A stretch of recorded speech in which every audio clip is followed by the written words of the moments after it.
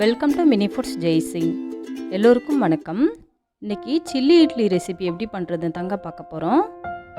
இந்த chilli idli evening ஸ்நாக்காகவும் சாப்பிட்லாம், morning breakfast இல்லை நைட்டு டின்னருக்கு கூட வச்சு சாப்பிட்லாங்க. ரொம்பவே சுவையாக இருக்கும். இது ஃப்ரெஷ்ஷான இட்லிலையும் பண்ணலாம், இல்லை நம்ம வீட்டில் மார்னிங் அவிச்சிட்டு மீதமாக இருக்கிற இட்லிலையும் பண்ணலாங்க. ரொம்பவே சுவையாக இருக்கும். வீடியோக்குள்ளே போகிறதுக்கு முன்னாடி இது வரைக்கும் நம்ம mini foods Jaisingh channel subscribe பண்ணாதவங்க சப்ஸ்கிரைப் பண்ணி வச்சுக்கோங்க.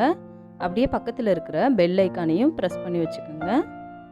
அதுக்கும் மேலே இருக்கிற ஆளுங்கிற பெல் ஐக்கானையும் ப்ரெஸ் பண்ணி வச்சுக்கோங்க. அப்போ தான் நான் போடுற எல்லா வீடியோஸோட நோட்டிஃபிகேஷனும் உங்களுக்கு வந்து சேரும். இப்போ வாங்க வீடியோக்குள்ளே போகலாம்.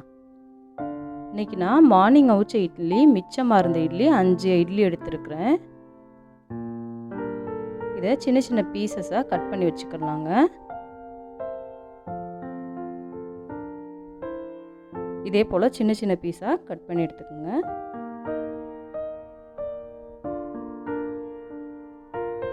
நீங்கள் ஃப்ரெஷ்ஷாக அப்போவே இட்லி அவிச்சும் பண்ணலாங்க, அதுவும் நல்லாவே டேஸ்ட்டாக இருக்கும்.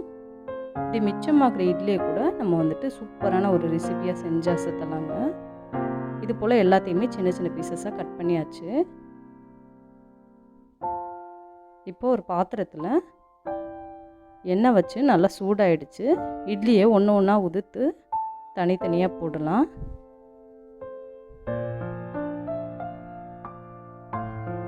அடுப்பு கொஞ்சம் மீடியம் ஃப்ளேமோட கொஞ்சம் அதிகமாக இருக்கிற மாதிரி பார்த்துக்கோங்க.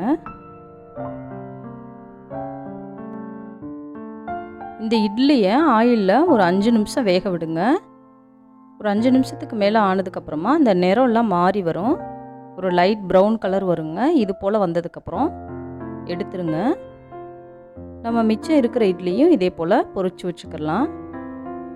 இது வந்துட்டு மேலே நல்லா கிறிஸ்பாக இருக்கும், உள்ளே கொஞ்சம் சாஃப்டாக இருக்கிற மாதிரியான பதத்துக்கு பொரிச்சு இதே போல் எடுத்து வச்சுக்கோங்க.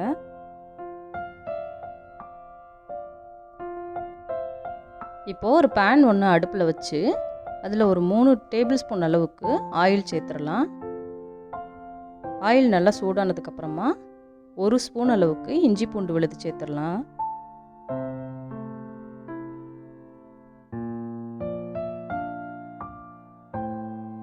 இப்போ இதில் கொஞ்சமாக கருவேப்பிலை சேர்த்துடலாங்க.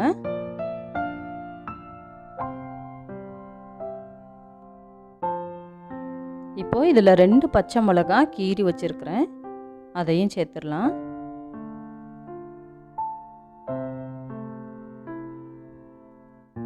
முக்கால் கப் அளவுக்கு பெரிய வெங்காயம், கொஞ்சம் பெரிய சைஸில் ஸ்கொயராக வர்ற மாதிரி கட் பண்ணி வச்சுருக்கிறேன், அதையும் போட்டுடலாம். உங்களுக்கு சின்ன சைஸில் கட் பண்ணிக்கணும்னா சின்னதாக கட் பண்ணிக்கோங்க. இப்போ இது மீடியம் ஃப்ளேமில் வச்சு ஒரு 2 மினிட்ஸ் வேக வைக்கணுங்க. அந்த இஞ்சி பூண்டோட வாசம் நல்லா போகட்டும், அது வரைக்கும் நல்லா கலந்து விட்டுக்கலாம். இதில் 1/4 ஸ்பூன் அளவுக்கு சில்லி பவுடர் சேர்த்துருக்குறேன். உங்கள்கிட்ட சில்லி சாஸ் இருந்துச்சுன்னா 2 டேபிள் ஸ்பூன் சில்லி சாஸ் சேர்த்துக்குங்க. 2 டேபிள் ஸ்பூன் அளவுக்கு டொமேட்டோ சாஸ் சேர்த்துருக்குறேன். 1/2 கப் குடமிளகா கொஞ்சம் பெருசாக கட் பண்ணது. இப்போ இதில் தேவையான அளவுக்கு உப்பு சேர்த்துடலாம். நல்லா கலந்து விட்டுக்குவோம்.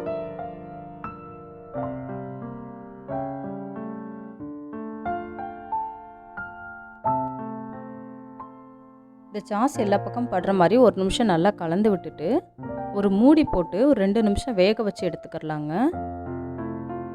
நல்லா இது போல் அந்த சாஸ் எல்லாம் வந்துட்டு ஒரு கிரேவி மாதிரி வந்து சேர்ந்து இருக்கும். இப்போ பொழுது நம்ம பொரிச்சு வச்சுருக்கிற இட்லியும் இதில் ஆட் பண்ணிடலாம். அந்த சாஸ் வந்துட்டு இந்த இட்லியில் நல்லா வந்துட்டு பரவுற மாதிரி கலந்து விடுங்க. இந்த ரெசிபி செஞ்சு முடிக்கிறதுக்கு அதிகபட்சமாகவே நமக்கு 15 மினிட்ஸ் தாங்க டைம் ஆகும். நம்ம வீட்டில் மீதமாகிற இட்லியை சூப்பரான டிஷ்ஷாக வந்துட்டு மாற்றிடலாங்க. இதில் 1/4 ஸ்பூன் அளவுக்கு பெப்பர் பவுடர் ஆட் பண்ணியிருக்கிறேன். கொஞ்சமாக கொத்தமல்லி தழை சின்னதாக கட் பண்ணுது. கொத்தமல்லி தழை போட்டுட்டு லைட்டாக கலரி விட்டுருவோம். அவ்வளோதாங்க, சிம்பிளான சுவையான சில்லி இட்லி நம்ம வீட்டிலையே மீதமான இட்லியை வச்சு ரெடி பண்ணி முடிச்சிடலாங்க.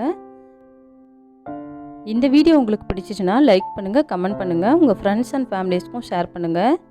இதே போல் சிம்பிளான ரெசிபிஸ் வீடியோ தெரிஞ்சுக்கிறதுக்கு மறக்காமல் நம்ம mini foods Jaisingh channel subscribe பண்ணுங்கள்.